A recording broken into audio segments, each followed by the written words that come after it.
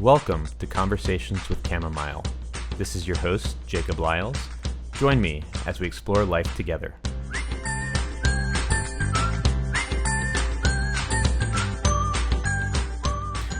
Hi, everybody. Just a quick intro to my next podcast. Today, I have on my friend Matt Harle, and we are talking about his conversion into Judaism.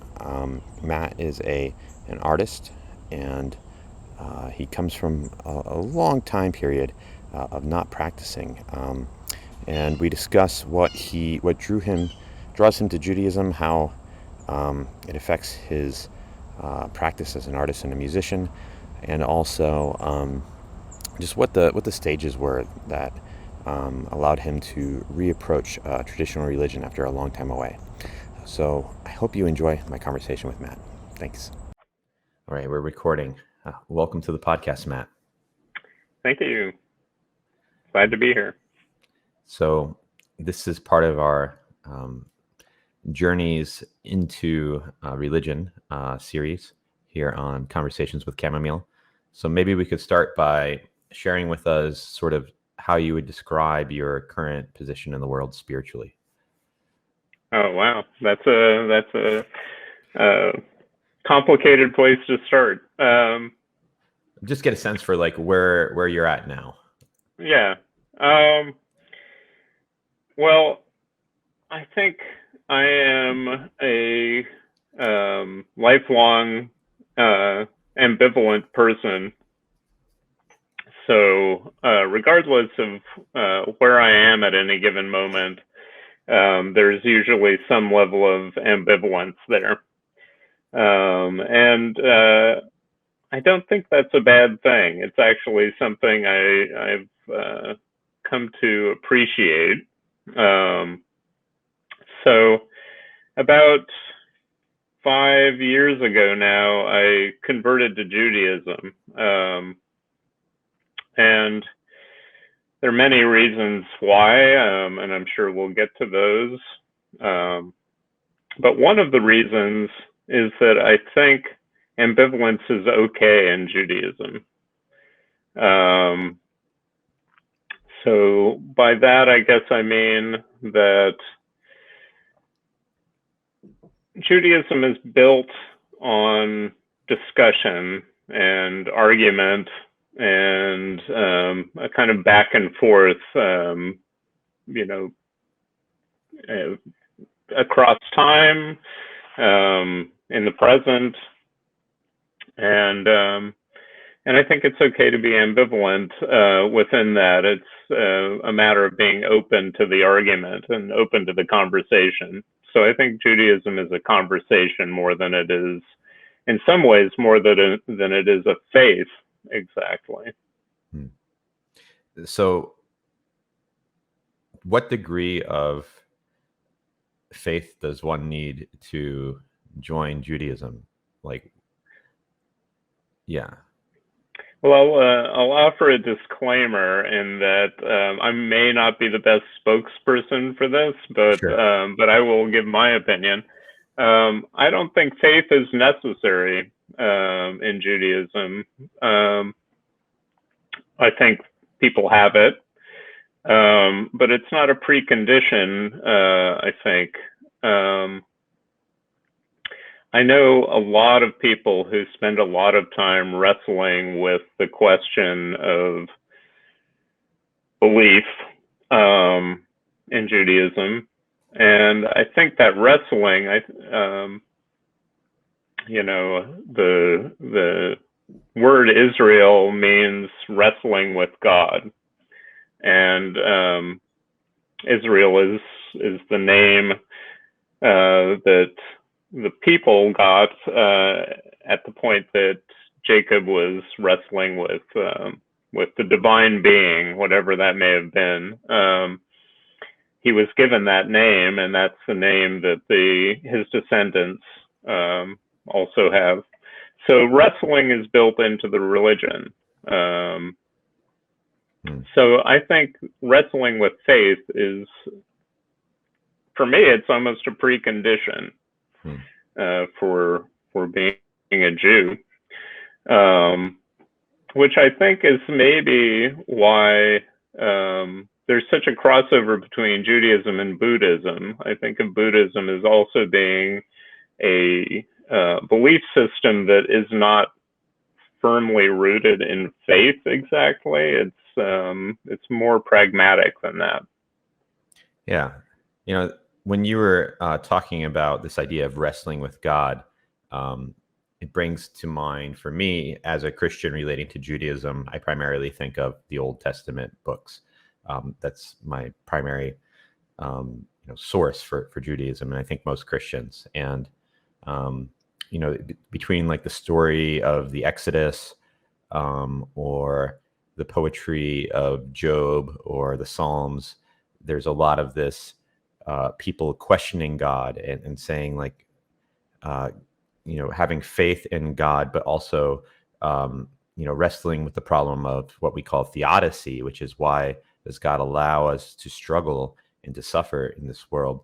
And I think some of the most profound meditations on that question are contained in the Jewish books, and so that makes a lot of sense to me. I think it's sort of the fact that the nation comes to be named Israel, like the whole people sort of take on this struggle with God, I think is a sort of emblematic of the faith. Yeah, in terms of literature, this will also be controversial. Wait, are you going to say something controversial every time, Matt?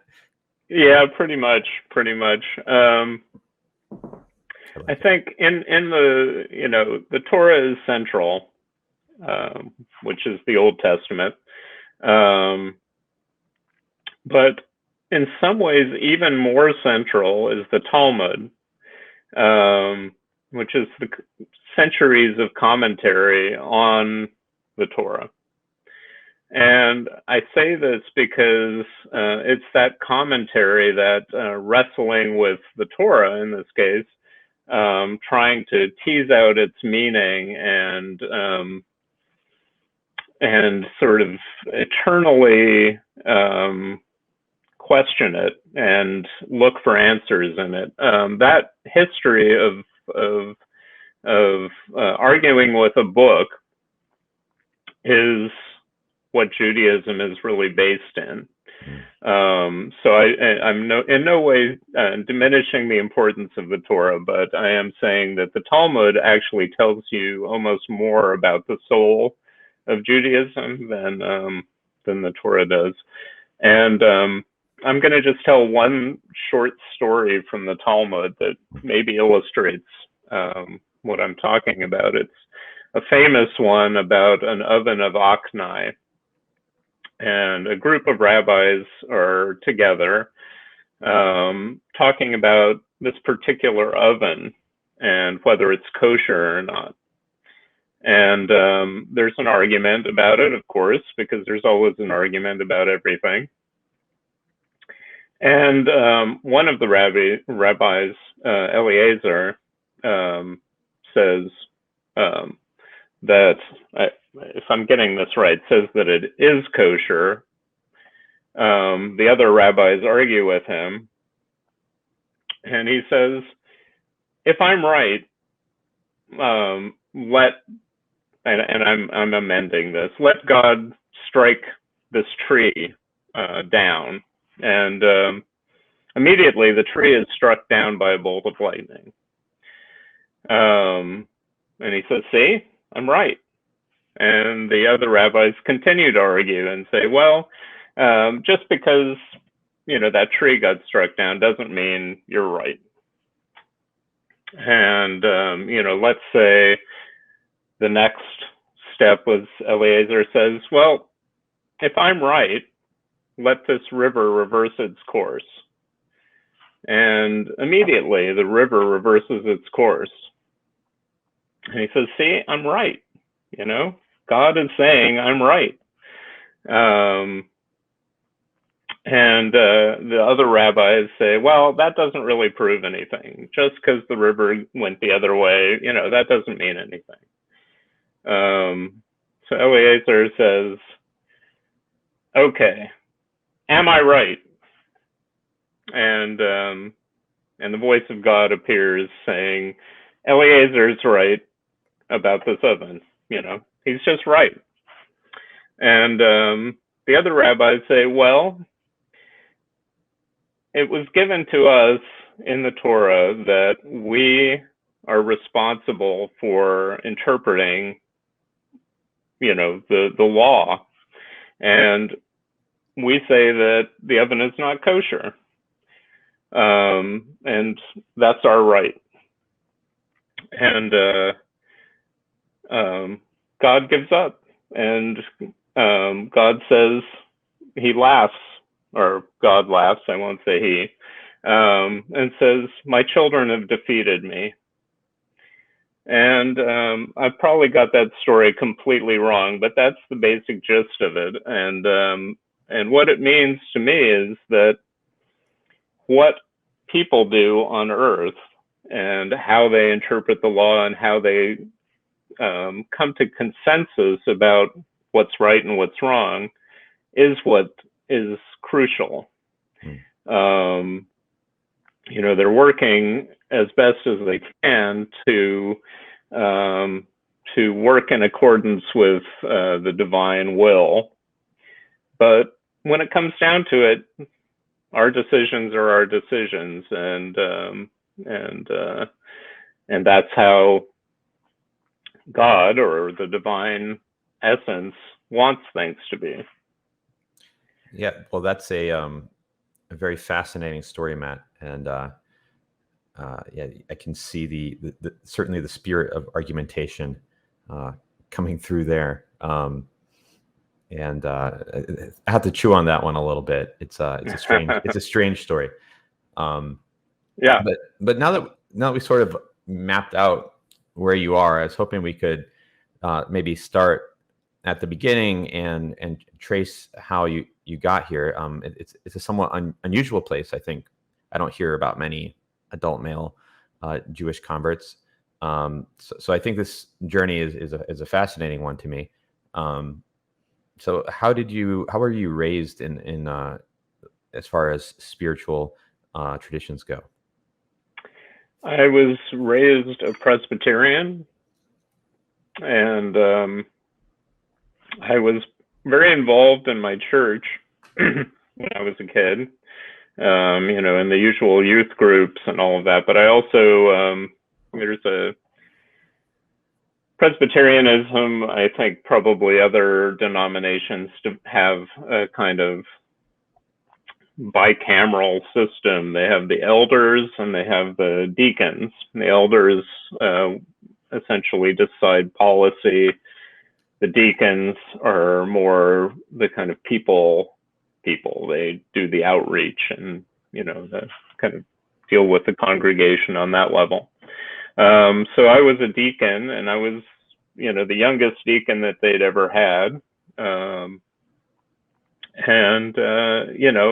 It meant the whole experience was very rich for me. I remember really feeling in contact with God when I was a kid.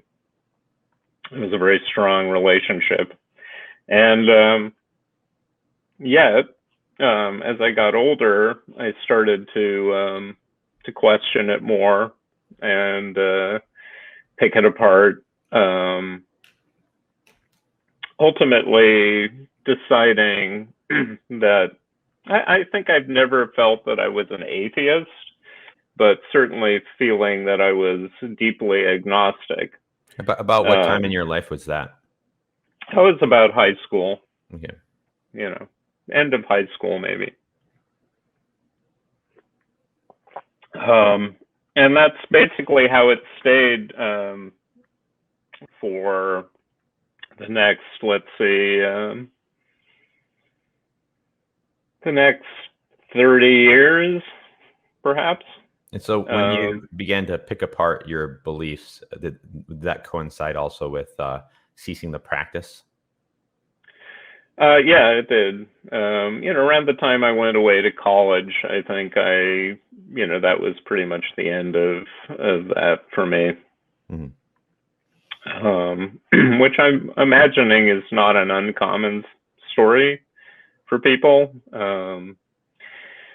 But and I was, comfortably in that agnostic zone, really until fairly recently. Mm. But I think that it's always been there, that connection, but it's just for years became sublimated in other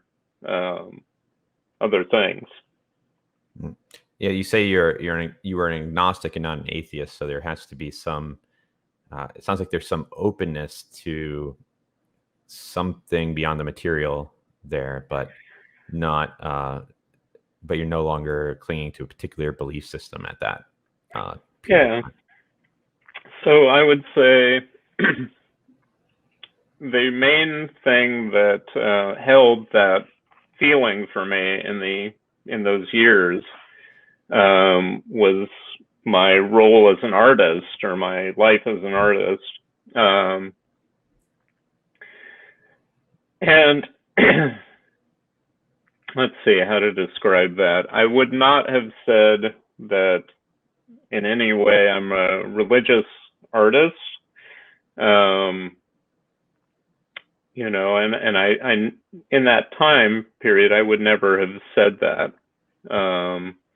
But I've always had a feeling that there was a conversation going on.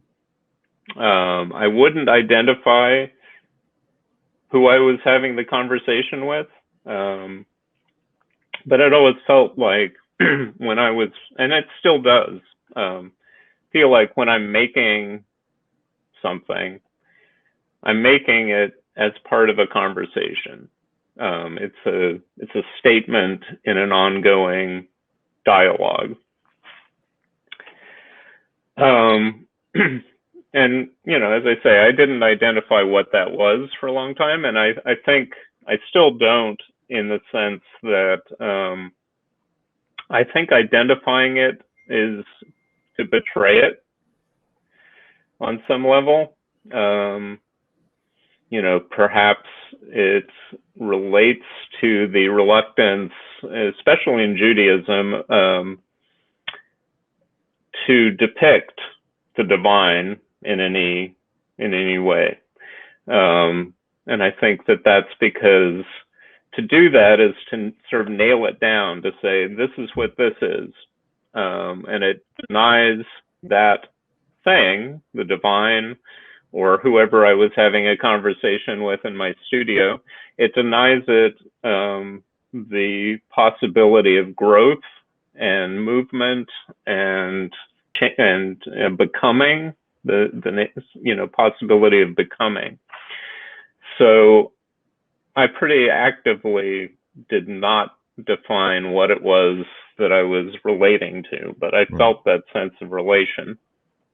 Yeah, I've often felt like the proper way to approach a mystical religious path is with a question.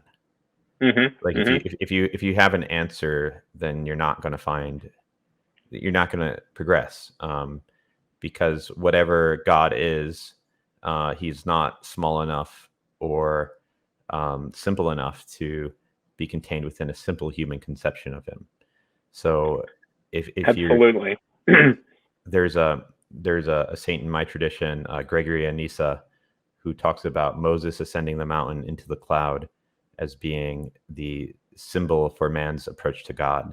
Like we're walking up the mountain into the cloud of darkness, and as we go, we have to sort of let go of the conceptual understandings we have of God in search of the reality of it. Which is always a process of apophatic letting go for him. Yeah, the name that when Moses asks God's name, God responds, I am what I am, or Ehe Asher Ehe, which I think is the most profound name of the divine, because it's basically a tautology. It's not an answer. It's answering with being, and so it's an evolving. You can translate it either as I am what I am or I will be what I will be. It's ambiguous what the actual translation is. So it's essentially saying I am being. Yeah, and it invites the inquiry, I would say. Absolutely. As opposed to something like a Zeus or a Baal. I mean, Baal means, I think, boss. Zeus, I'm not sure what it means, but it's like some guy playing ball. Yeah. You can know everything there is to know about Zeus, but it's a much longer process to. You can never contain he who is, or I am who I am. Like that God is beyond our comprehension, but we do relate to him. Also your process reminds me. I just want to throw this out there. Christopher Alexander is a famous architect, and he always described his architecture projects as relating to God, or a search for God, which I just always thought was profound. Yeah. And it's interesting when I talk about my experience with divinity, and again, I avoid the term God usually because I don't think of what I'm relating to as an entity or as a singular entity. I think of it more in that sense of being and possibility. It's an apprehended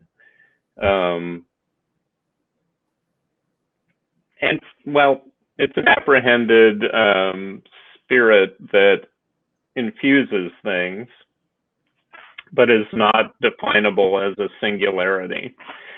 So when I try and talk about it, I often talk about it in terms of landscape and in terms of architecture, which is interesting. Landscape, one way I've talked about my art, and also talk about relationship to the divine, is being in a landscape and moving through that landscape and rounding corners, and something is revealed that is different from what I just was experiencing, and will also be replaced by the next thing I'm experiencing. It's all one landscape, but it's constantly transforming. And with art, I've always thought, I'm putting flags in that landscape at various points, and I'm saying, I'm here, and then I'm here on the next stop. And I've been all these places where there are flags, but it's not, I can't hold it all at once. I experience it sequentially, but it is a total landscape. And the same thing with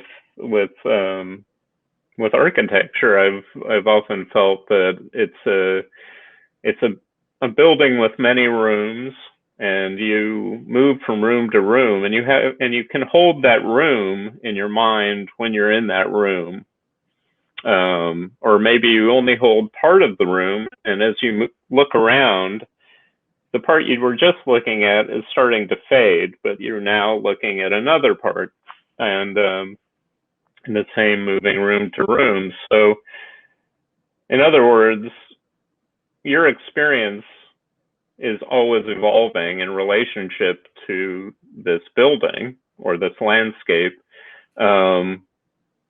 it's not necessarily changing, but your relationship to it is changing. It's always evolving. So that's I would say that's the biggest piece in how I moved from an agnostic artist to someone actually engaged with a religion and a belief system, which still surprises me that I did that. But that sense of surprise, I think, is can be a common one, I think, for people who convert to a religion as well. Like I often feel that way. It's like, if you would have told me 3 years ago I'd be an Orthodox Christian today, I'd be kind of shocked. It's like, I don't know, it's like a big turning point in my life. And I've heard other people express that too, where they're like, oh, I didn't expect I'd be this, but it just felt right. Or it was like where my inquiry led me. That's exactly how it is for me. I at some point I realized all my questions were sitting squarely within this tradition, that in a sense I had converted without deciding to. I realized that's just where I was. So how did you encounter that? Like, how did that next phase of your progression go? So I've lived in a Jewish family for quite a while. I met my wife, my now wife, in 1988, and we didn't get married for about 10 years, but I became involved with her family, sort of progressively more and more involved with the family. And, so I participated in the holidays, and, I was in a Jewish context without being Jewish.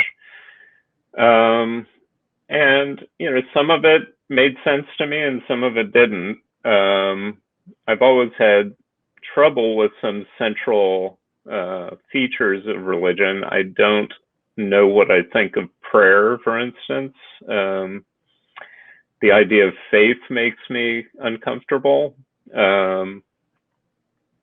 So there are a number of ways in which I didn't quite connect, but then there were other ways that really resonated with me. I would credit, both of my wife's parents for having a relationship to religion and mysticism and the divine that really resonated with me. In particular, my wife, who her name's Deborah, or Deb. In particular, Deb's mother, who I feel we have very close sensibility in terms of belief, in terms of our relationship to the divine.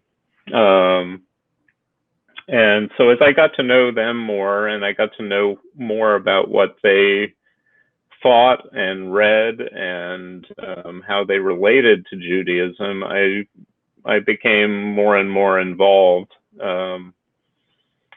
So I can go more into that if you want, but basically it was just a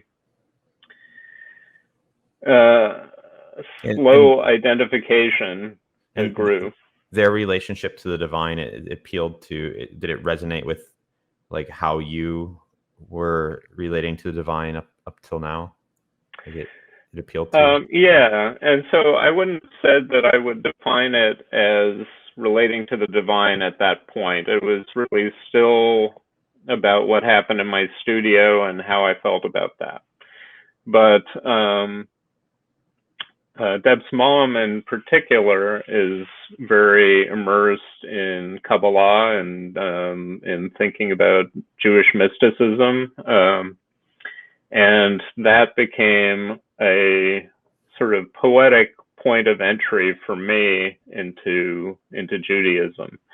Both of them are also very interested in sort of neo-Hasidic thinking, which is a whole ball of wax, because when people talk about Hasidism, it can mean many different things to many different people. When I say neo-Hasidic, it has to do with a movement that really, well, it's been going on for quite a while, but it's an attempt to reconnect to the sources back in the 17th century, sources of Hasidism, which Hasidism was essentially a liberation theology in a way. Initially, it was reclaiming spiritualism for the general person, away from the rabbis. It was essentially saying anyone could have a religious experience. And so it was actually a fairly radical belief system initially, and it has great stories, and I connected with that kind of line of thinking, that lineage. So it seemed like the more like poetic or mystical segments of Judaism were the ones that were really speaking to you, right? Like Kabbalah or this neo-Hasidism. They're both, like you mentioned, the poetry of Kabbalah. Is that fair to say? Yeah, that's fair to say. It's I wouldn't say that I believe in Kabbalah as a a literal system. I think there are people who do, and I'm not really one of those people. I think it's a poetic system that allows me to organize my feelings about the divine, about spiritual things in a rich way. It allows me to generate meaning, which I think is, and in terms of what you were saying before, it's a system that allows me to question, and it's very open-ended, and it has, kind of a beautiful. Well, let me tell you one thing. There are many different types of Kabbalah. I appreciate it because, as an observer, I've heard this term Kabbalah frequently. And it has this air of mystique and mystery and exoticness about it. It's always pretty odd people that are into Kabbalah. So I appreciate a little bit of insight into it. Well, I guess I'm one of those odd people. There are a lot of different approaches to it. There was a kind of popularization of it. Not, maybe it still exists. I know Madonna was very into Kabbalah, and there was a kind of it almost took on a kind of self-help angle in a certain way. It was a kind of pragmatic version of Kabbalah. And I don't know that much about that. In the, just a really quick history of Kabbalah, in the 12th century, there was a kind of right on the cusp of the 12th and 13th centuries. There's a book called the Zohar, which is a very dense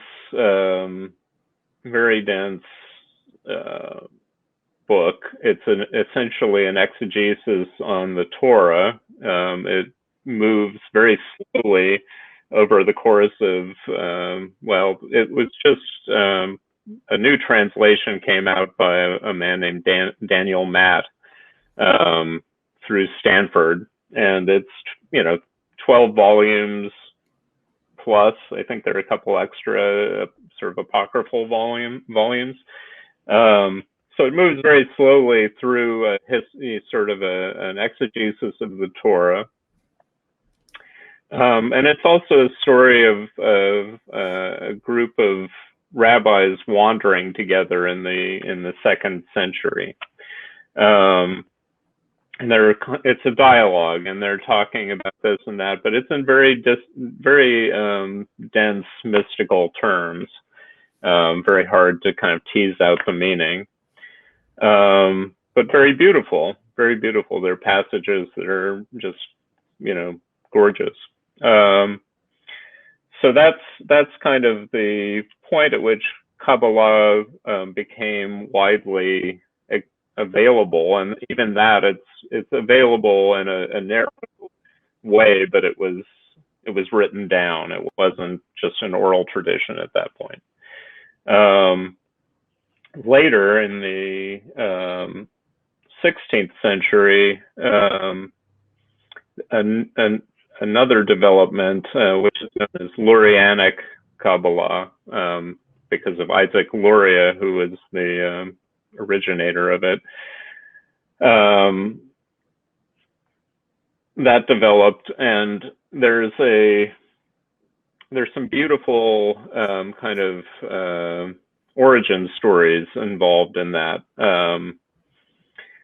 And I'll just briefly say that one of the origin stories, which is very close to a kind of Gnostic belief in some ways, has it that divinity, and this is a very abridged version, divinity was contained in vessels, and the vessels were shattered, and the pieces of the shards of the vessels fell to earth, along with the sparks of divinity that were contained in the vessels. And our purpose in the world is to move through our lives looking for those sparks of divinity, many of which are covered still by the shards of the vessels. So there are sparks of divinity in everything, everywhere in the world, and it's up to us to uncover those sparks and reunite them with the sort of primordial divine. And that's just one example of the poetry of Kabbalah that really resonates with me. That idea that we're on a quest, in a way, to find the divine in our world, and that's really what it's about. Now, I know that the process of converting to Judaism isn't easy, like the explicit step. I mean, anyone can be inspired by Jewish books and thinkers. What was the impetus for you to decide to, take the step to formalize or to make the leap to become an official Jew? Well, you're right. It's not traditionally meant to be easy. This sort of story, as it usually goes, is you're supposed to, if you want to convert, you approach a rabbi and you say, I want to become a Jew. And the rabbi is supposed to tell you, no, that's not, you don't want to become a Jew. For one thing, Jews are oppressed. Why would you want to be a Jew? We're constantly driven out of our homes. We're constantly, it's not a life that you would want for yourself. So no. And you're supposed to come back again, after you've been discouraged that time. You're supposed to overcome that discouragement, go back and ask to convert again. And once again, you're supposed to be told no. It's too hard. It's too hard to be a Jew. You don't want to be a Jew.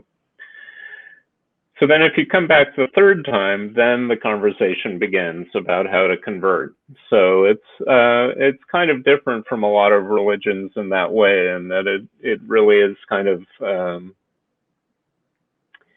anti-evangelical in a way. Yeah, it's like the opposite of evangelical Christianity, that will approach you on the street and say, accept Jesus Christ as your personal Lord and Savior and be saved, or something like that. Yeah. Where they're making Christians, I suppose, by the dozens, but then those people go off and they never maybe do anything with that religion again. But they're just eager to get their numbers up. Yeah. So in terms of me, that didn't happen to me. I didn't have to ask 3 times. In fact, my rabbi embraced the idea of me converting. Were you around that rabbi for a while? Yeah, I had been. Before converting, I'd been pretty involved in the synagogue here in Beacon, New York, which is where I live. And I was friends with the rabbi before he was the rabbi of that congregation. So, I kind of found my way into the congregation, Beacon Hebrew Alliance, through him. And he was basically my teacher. I've heard stories of people converting and having to, have a mastery of the Talmud and, Hebrew, and I got an easy ride in that I didn't have to prove mastery of those things. So I'm still learning.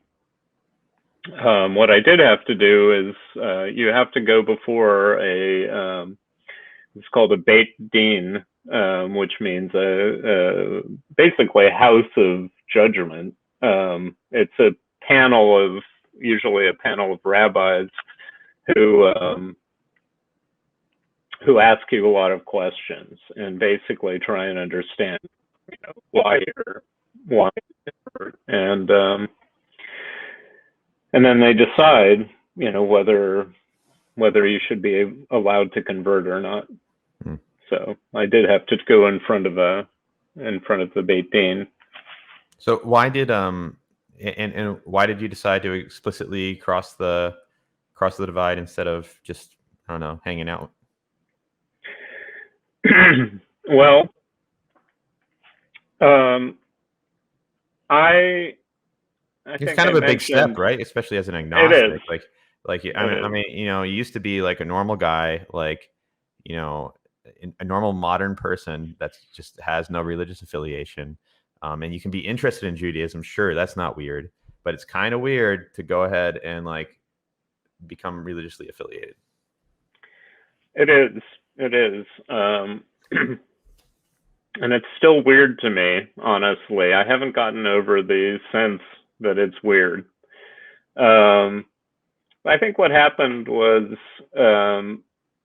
2 things. One, well, I've mentioned my sort of perpetual ambivalence.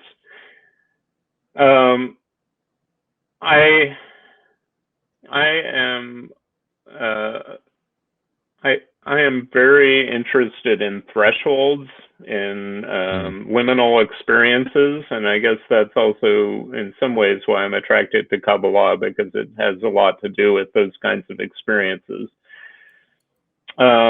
So that has its pluses and minuses. The plus for me is I like to always be perched on the threshold between here and there, and participate in some way in both things, but there's a level on which it's not committing to either thing. And I've always been that way. And I think what happened was I realized that I was already essentially converted in terms of my thinking, how it fit in with Judaism generally. And I think I felt like, okay, I could always be on the fence about this. I could always be ambivalent. Maybe I should take a step into something and say and really kind of claim that place. It helped that my sense of Judaism is that it's a place where questioning, doubt, ambivalence are actually positive qualities. So that had a lot to do with why I felt like I was already there. But I think I felt like, okay, this is a place I can be where I don't have to abandon my my nature. I think that was a big part of it. Really, is just realizing I could be me there.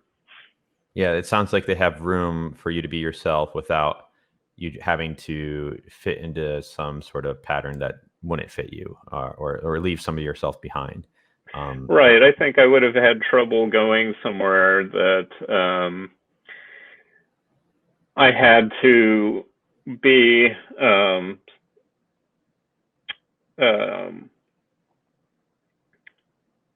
sort of, I'm trying to think of the right word, not single-minded, but uncomplicatedly accepting of things, where I had to sort of banish doubt on some level.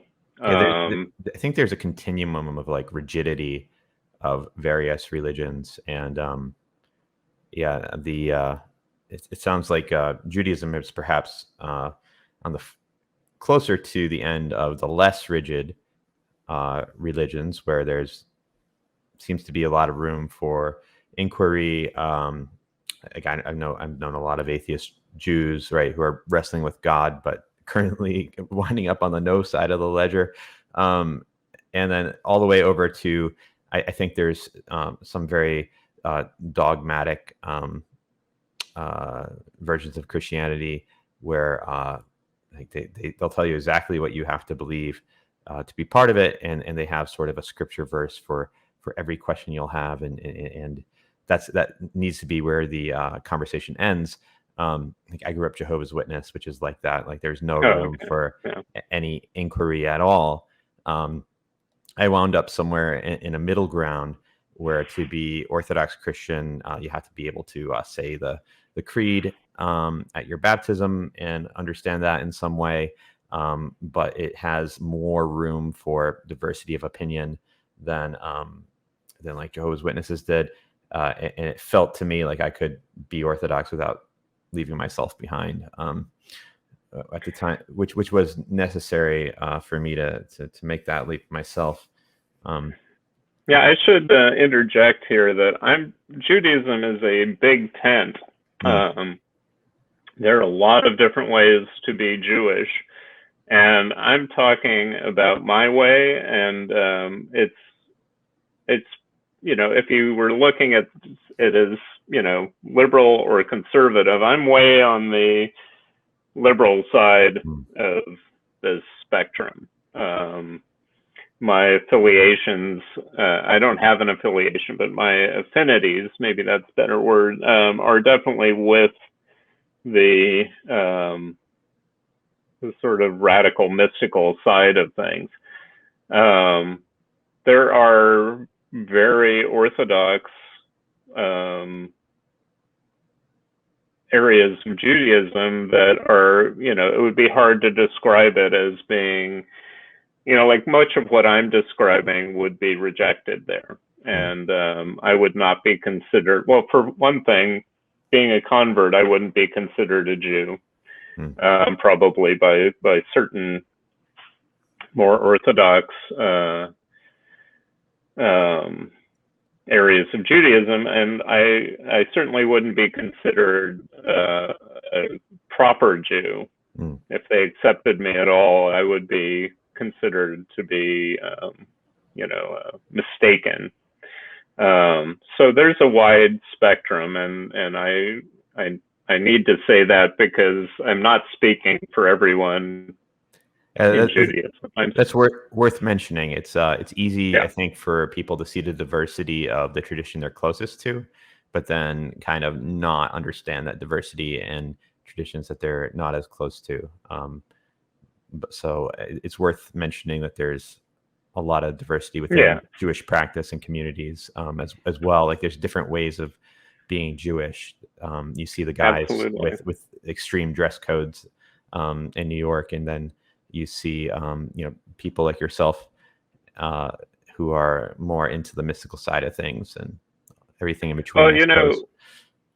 the people you're talking about, the Hasids in New York, for instance, but all over, are very connected to Kabbalah. Mm. And Hasidism is very deeply rooted in Kabbalah.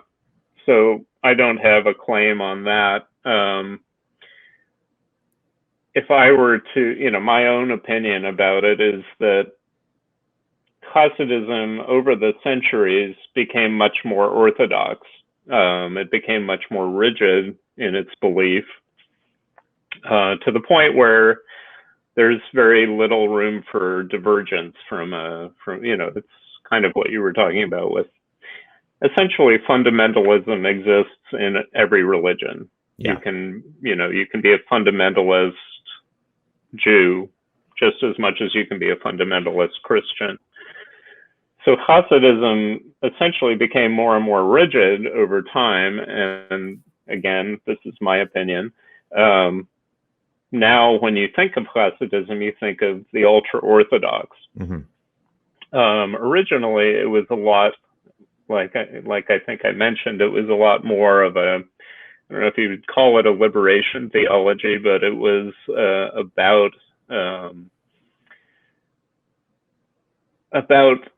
claiming spirituality for everyone, and it was a freeing and celebratory and ecstatic religion at the or sect at the time, and it was in many ways suspect by the rest of by more Orthodox Judaism at that point. It was kind of a suspect movement.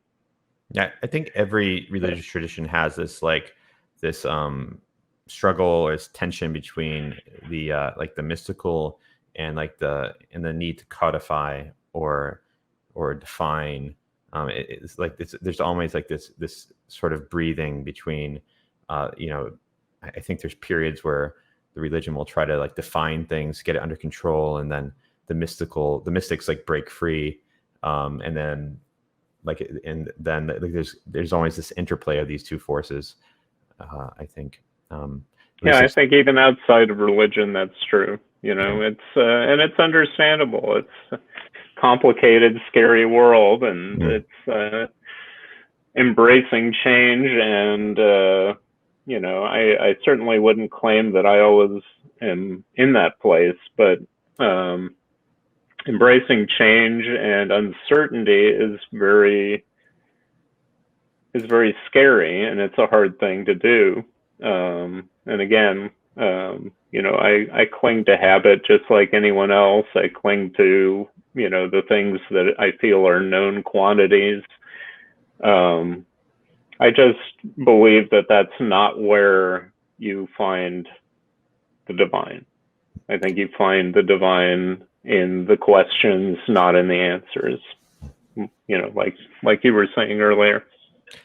I took that step of conversion, but it started me in a direction, or it continued a direction I felt like I was already moving in. But I'm hoping that I never find the answer to that process.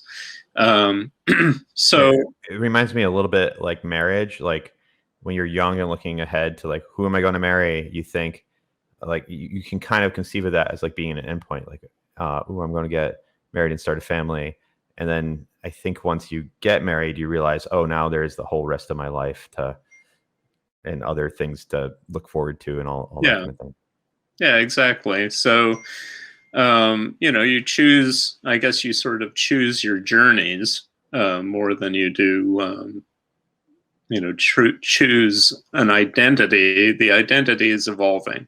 So I spend a lot of time trying different things out and trying to find a place in Judaism that felt really like home.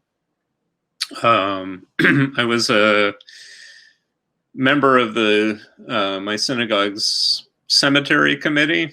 We have our own cemetery, and so the cemetery committee deals with upkeep and all of that with the cemetery.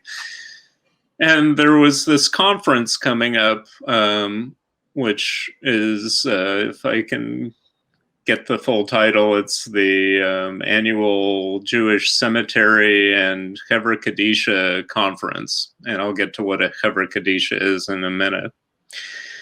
And nobody wanted to go. So I said, I'll go. Sounded interesting. I'd heard the term Chevra Kadisha before, but I didn't really know much about it. And I went to Maryland, to Bethesda, where the conference was. And literally, as soon as I walked through the door, I was convinced that I was in the right place.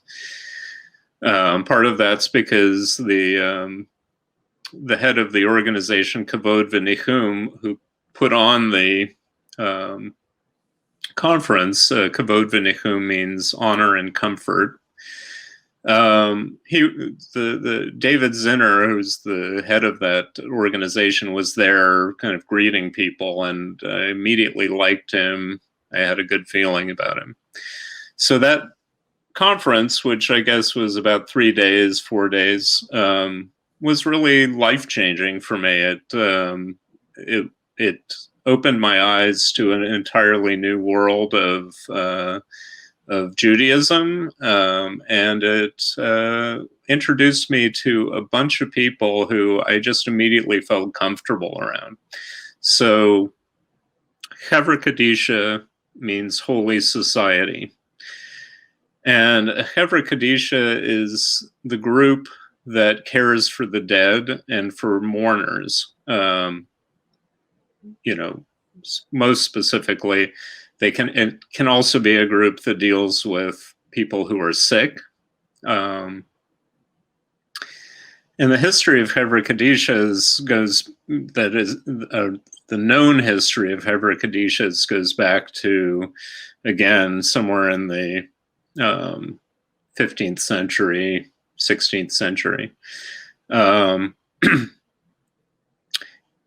Often, if a Jewish community was establishing itself, the first thing that they would do is set up a Chevra Kadisha before they would establish a synagogue, before they would do anything else. And the reason for that is people die. You need to have some way to deal with people who die in your community more than you need a place to study, more than you need anything else. So, most simply, Chevra Kadishas have two functions, Shmira and Tahara. Those are the two main functions. Shmira is that a body needs to be guarded from death until burial. Shmira means guarding, basically. And so 24 hours or 24 hours a day around the clock, there needs to be somebody who is attentive to that person who's died. So that's one function. Tahara is the actual preparing of the body for burial. And it involves both a physical cleansing and a spiritual cleansing. And I won't go into the details, but the rituals are extremely beautiful, I think. what I've come to understand about Chevra Kadisha is it's mostly about life. It's not about death per se. It is about death, but it's in its honoring of the dead, in its celebration of the lives of the people who've died. It's ultimately a celebration of life, and it's a celebration with the understanding that we'll all die at some point. And it's an embrace of that fact, and oddly produces empathy and compassion for people that, it's a powerful sort of engine of compassion. So yeah, that's become a very important thing for me. I founded the Chevra Kadisha at my synagogue, and I'm kind of guiding that. And yeah, that's inspiring me to want to get more involved with our burial society. I like, there's something about interacting with the dead that does remind you that it does something good with how you conceptualize your aliveness. I think, like, it reminds you not to take it for granted, and it calls you to love people. I think those who are mourning and those who have recently passed. Softens the heart. Yeah, there's a part of the liturgy for Tahara that's called Mechila, which means forgiveness. And you offer this sort of request for forgiveness at the beginning and at the end of doing Tahara. So you're essentially saying to the deceased, you're saying, look, we're going to do this as well as we can do it, but we're human and we're probably going to screw up, but we're going to do it with feeling and with the right intention, and we hope we do you honor. And at the end, you say essentially the same thing, but you say, look, we did screw up. We didn't do this perfectly. We hope we didn't cause any offense, and just know that we did it with the right intention and to the best of our abilities. And to me, that is possibly the most profound spiritual act, because it's saying we're human, we're mortal, we're here, we're going to do the best we can, and all we can really do is try and find the right intention, the right, it's called kavanah in Hebrew, the right kavanah. To me, that sums it up. Yeah, really. I mean, that's relating to the liturgy for the dead, but it seems like it has sort of a wider spiritual significance too, where you can think of that as almost your approach to life. It's like, I can imagine if an infant could say at the beginning of his life, like, look, I'm going to try to do this my best I can, but I'm going to screw it up. And then if you could say on your deathbed, I tried, like, that would be like, I mean, that's kind of would be my statement on my life as well. Like, all I can do is try to have the right kavanah. Yeah, exactly. And it does, you're saying it to the deceased, but you're also saying it to the other people in the room, and you're saying it to everyone who has died in the history of humanity. And you're saying it to everyone who is going to die. So, which is all of us. Which they say anyway. Yeah, is all of us so far. Yeah. So, statistically, yeah, that's important. Yeah, it's very profound. I have a couple of potentially odd questions. Can I lob a couple your way? Yeah. All right. One is so you grew up Christian. Do you still have any thoughts about this Jesus guy? Like, what do you think about him? It's funny. I was actually thinking about that while we were talking. In the conversation about Hasidism, I actually think that Jesus was a proto-Hasid. There's really nothing in the teachings that is not, except for the question of whether Jesus actually was the Son of God or presented himself as the Son of God. I choose to think that's a later interpretation, and that he probably, I mean, in the sense that we are all, children of God, perhaps that. But I guess I don't feel like that's a central part of the teaching to me, and that's entirely, it's probably, that is probably an eccentric take, but the church that I grew up in is connected with a seminary called the San Francisco Theological Seminary, which was kind of the more left-leaning of the Presbyterian seminaries. You're telling me that the San Francisco Seminary was the more left-leaning one? You're surprised about that? Yeah, shocked, completely shocked. It wasn't actually in San Francisco, but still, yeah. So there were a number of fairly radical professors in the seminary who also went to the church that I grew up in, and one of them in particular, he contended that he didn't think that Jesus was the Son of God. Jesus was a person, and that was metaphorical.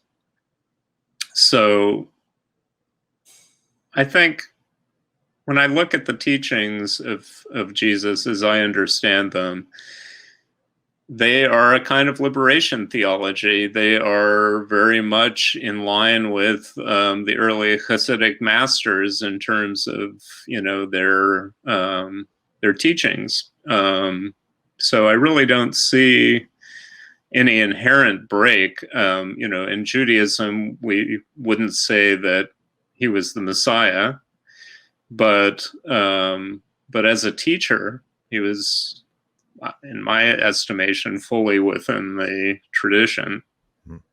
So there's been a few people like Thomas Jefferson who have, they cut out the miracles and the claims to divinity from the Gospels, and they made like a sayings of Christ or sayings of Jesus like book, because he found value in like the teachings of Jesus, even though he didn't believe in the divinity of Jesus. And I guess that would be kind of more compatible with your take, where you see his teachings as being in like the line of Jewish thought, but you're not. So you're rejecting the claims to divine status that are made in the Gospels. Right. My your listeners may balk at this, but I think most of my listeners are agnostics at this point. Oh, okay. Well, but quite a few Christians too. I think the idea of the divinity of Christ is more apocryphal. It really comes from Paul, who I think was interested in establishing a church, a religion. I don't know that I think that Jesus was looking to establish a religion. So I think it was more the apostles and later that kind of crafted it into it was important to have that element of faith And I think there was an attempt to make of Jesus a kind of magical being. I don't know that he would have presented himself that way. Much of what the teaching, to me, is made up of is not pragmatic exactly, but is it's about how to live in the world. It's not about. It's not really about the afterlife. It's not really about.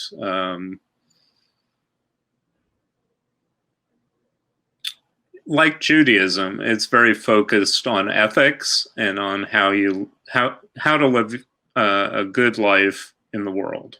And my favorite part of the New Testament, as we Christians call it, is the Sermon on the Mount in Matthew, chapters 5-7, which is very much sort of a mystical morality. Like, he's describing a moral code that is sort of so advanced that humans can't really follow it. But it's supposed to point you towards like how someone who's deeply in touch with God like would act. Like, it's showing you the perfect standard, like loving those who hate you, turning the other cheek, doing good in private, never in public. Don't let people know about the good that you do. It's like all these things that cut against a lot of our instincts, but also cause a lot of problems. So you almost have to be a mystic or have like some faith in the divine to be able to act that way. And I don't think people actually can fully live out the Sermon on the Mount. It's too radical, but it is confrontational, and I think it's supposed to be wrestled with. But that's like an example of, like, to me, if you want to say like what two chapters of the New Testament are like iconically New Testament, I would say, Matthew 5, 6, and 7. I guess it's 3 chapters, and it's the teachings of Christ, and yeah, I think they're it's very concerned with like how we live in the world. A lot of what Jesus is that. I mean, I think that's a good answer for a Jewish person to give to my question. Well, there are elements of besides the just general ethical system, the idea of loving your neighbor as yourself does show up in the Talmud as well. I think it's Rabbi Hillel who essentially says, if you're going to do any, yes, there's 613 commandments, mitzvot. There's 613, but if you're going to do any of them, there's one that you need to focus on, and that's to essentially treat others the way you would want to be treated. And that's, I mean, again, obviously that is in line with Christ's teachings, Jesus's teachings. So one other oddball question, if you're up for it. Sure. Okay, you live in Beacon, New York. Yeah. It's the home of Alex Gray's Psychedelic Temple. Oh, right, yeah. Now, I have some spiritually sensitive friends who feel like that's a very dark place, and they don't like going there. But I guess I have a 2-part question. One, any thoughts you have on psychedelic temples, if any, and 2, do you believe that there are any dark spiritual forces in the world, and how do you relate to them? Wow. I think that counts as 2 questions. It does count as 2 questions. Yeah. I couldn't figure out how to ask them separately. Dark spiritual forces. I don't believe in, I certainly don't believe in Satan or, I guess what I think is,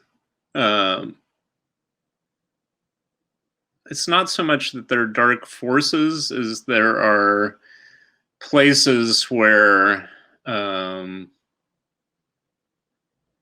there's a removal of the divine. That's not really what I mean, because I don't think you can remove the divine. But I think, all right, in terms of human action, I think positive action is action that acknowledges.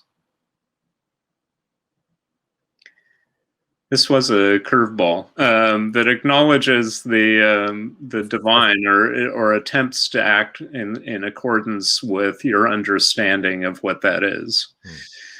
I guess if there is a dark impulse, it's acting in, not in opposition, but without kind of consciousness of, or without the intention to honor that that divine spark. So it's more about disrespect in a certain way, or about yeah, I'm trying to think of the right way to put it. So I'm like, the image that comes to my head is something like a highway underpass where there's homeless people living, and they're living in squalor and maybe being neglected, and and it's that feature of our society is sort of not part of anyone's explicit design, but it sort of comes out of like the way we've set up the world, and there's a way that we can just kind of all take that as being natural and like pass them by and like allow people to suffer, and like when we ignore the suffering of other humans, I think it's kind of like disrespecting the divine. It's like desecrating an altar in a way, something like that. Yeah, since I'm being controversial, I will say that there is an idea in Kabbalah, and again, not everybody would interpret it this way, but there's sort of a co-creative cycle, that we actually, in our way, create the divine as the divine is creating us. And this is one of the sort of, for me, poetic ideas that I get from that. And so our process of liberating sparks, for instance, to use the analogy or the story that I was talking about earlier, that is a process of repair. There's a Hebrew term, tikkun, which means repair. And by bringing those sparks to their source, or returning them to their source, we're enacting repair, and we're essentially rebuilding the divine. And we're always doing that. We're constantly, we're part of a cycle where we're constantly replenishing, rebuilding the divine, and the divine is constantly feeding and replenishing us. So I think the choice to engage with that cycle would be as close as I would be willing to come to defining the good, and choosing not to participate in that cycle, opting out, is as close as I would want to come to defining, I wouldn't call it evil, but a kind of counter force to that act of tikkun. So essentially, we have the choice to participate in that tikkun, and it's more a matter of that choice, I think. Yeah. Well, thanks for fielding my difficult questions. I think there's another half to that. There was another half. Well, do you have any thoughts on psychedelic temples? Like, I mean, because you're at the epicenter for kind of a significant faction of the neo-hippie movement in the United States. So I just thought I'd ask you. Yeah. I'm not that familiar with Alex Gray. I remember when he was in Manhattan, Lower Manhattan, but I never actually went in. But there is actually a fairly strong, I think, Jewish psychedelic movement. There was just, I don't remember what it's called now, but there was just a conference. And there's a, there's a, well, one of the pioneers of psychedelics was Jewish, Richard Alpert, later Ram Dass.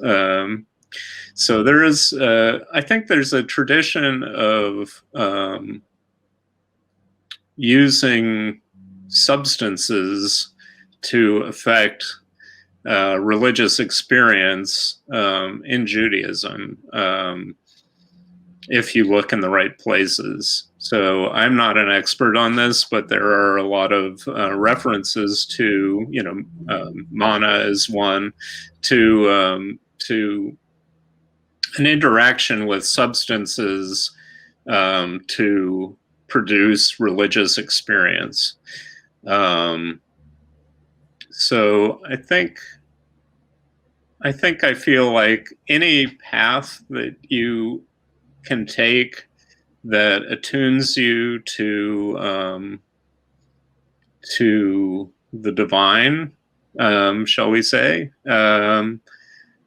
is a valid path. I think any path can also become a path that you want to avoid mistaking the path for what you're seeking. I think that's always a danger, to mistake the means for, and I've been resisting saying that there is an end point, but mistaking the means for the ends. Yeah, it's like that would look like getting stuck in psychedelia, or like distracted by seeking more intense psychedelic experiences, and like forgetting that there's like instead of using them as a means of inquiry into that which is beyond us, or something like that. Yeah, I think that's fair. I'm a musician also, and I've often tried to define what psychedelic means in terms of music. I mean, we think of the psychedelic era, but I think it goes deep. And I think that a lot of things that we don't think of as psychedelic in music, in my definition, are, and it's an open-endedness. It's a questing, a willingness to ask questions and be open to results that are not predictable. It's an involvement with a multi-layered aspect of an experience, the texture, and in music, the texture, the timbre, the way things layer and happen in a spatial direction as well as a temporal direction, an openness to experience and accident, and all of those things to me are part of the psychedelic experience, and are the parts of that I would encourage seekers to engage with. I think anything can become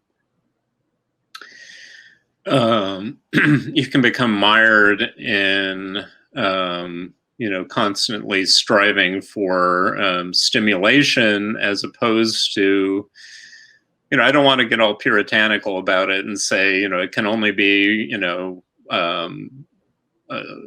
involved in a quest for the divine. I'm not trying to put it that way, but I do think it can be a pathway to expanding your consciousness, and that's a good thing. So I think that it's interesting that there has been a return to psychedelic experience in recent years. Yeah, I think it's going to rock the world a bit I think it did rock the world in the 60s. And maybe there was a sense of, I don't know to what degree it was responsible for it, but there was a sense by the 70s that things were spiraling out of control, and people clamped down on the government can't clamp down on psychedelics. And now, like I said, I don't know to what extent that was political radicalism or the Vietnam War or the Cold War, these other sources of anxiety that caused the government to clamp down. But I do think we're entering the second psychedelic age where there's a reopening. It's sort of coming out in a more controlled way than it was in the early days. Like we're having, psychedelic psychotherapy start to be legalized across the United States, Right. where it's sort of an institutionalized psychedelic experience. But also a lot of illegal and underground usage. So I think it's going to certainly change culture again in ways that are hard to predict. And we'll see if we get to another point where we feel like we have too much and we move the other way, or if lacking those other stressors of the war and the radical left, that we manage to integrate it more wholly into society without having to ban it. But we'll see. Yeah. No, it's like when I was in college, I had a friend who was a tarot card reader, and I didn't have a belief in some sort of magical efficacy of tarot cards, but what I did come away, she was amazing. She nailed it on many occasions. I came away feeling like she used it as a tool. She had a inherent empathy and intuition and insight that just needed a vehicle to come out into the world. And the tarot deck was her vehicle for telling the stories around her and for questioning. And she was very good at it. I went to an astrologer once, and I had the same feeling. She was extremely insightful, and it was a rich discussion. And I think that was her means for investigating the mystery of the world and organizing her experience in a meaningful way. So I think, with Kabbalah, it's a similar thing. It's a beautiful poetic system for trying to understand experience and trying to organize your response to the world. I think psychedelics can do the same thing. I think it's a pathway for experiencing and organizing and thinking about how the world works. And I think any of those methods are great. Again, you don't want to get to the point where you're mired in it and it's blocking your experience. But I think anything that allows you to access meaning in the world is a good thing. Well, Matt, thank you for those thoughts, and we're almost out of time. I just wonder if there's any like last bit of advice that you would leave for spiritual seekers. What would it be? Wow, I've never felt like I have anything to advise anyone about. There's a tradition in Judaism of writing ethical wills, and an ethical will is essentially what you would want to leave the world that isn't a material possession. It's, it could be your advice to your children about how to live life. It could be almost anything that you felt like you needed to leave that was immaterial. And I've thought a lot about that, and I've taught classes in it, and I've always been uncomfortable with the idea of leaving a body of advice for anyone, because I really don't have any faith that I have anything that I can pass on in that way. So what I decided was the ethical will for me would be a collection of questions. It wouldn't be answers. It would be, these are the things I've wrestled with in my life. I may not have come to a conclusion about any of them. I may not have any answers, but just this is a record of the questions that I've asked. And I guess I don't have advice, but I would just say the questions that we ask, I think, are where life takes place. And I would just encourage people to keep asking questions. Sounds good. Well, Matt, it's been a delightful conversation. I'm thrilled to have it, and looking forward to sharing this with people. Thanks for joining me. Yeah, thank you.